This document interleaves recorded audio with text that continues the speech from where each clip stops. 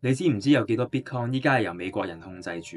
美國司法部通過查封違法所得，就已經有20萬粒 Bitcoin，加埋美國一堆嘅上市公司，佢哋都有20幾萬粒，再加埋幾間 ETF 嘅公司，佢哋總共持有85萬粒。Bitcoin 嘅總流通量就只有2100萬粒，即係話美國已經直接間接持有5%嘅 Bitcoin。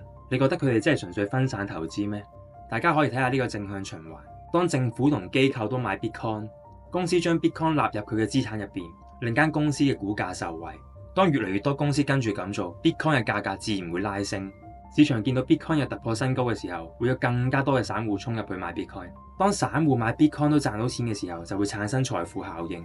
佢哋嘅錢會回流翻去 ETF 同埋股票市場，咁呢個效果就會不停倍增同埋循環。你去睇下 Bitcoin 以前每一輪牛市嘅最後一波嘅升幅，你就會發現有啲規律出現咗。而我覺得今輪牛市都唔會例外，升幅就係因為呢個正向循環而帶動。你哋覺得現實會唔會係咁樣？留言話我知，我係高佬，拜拜。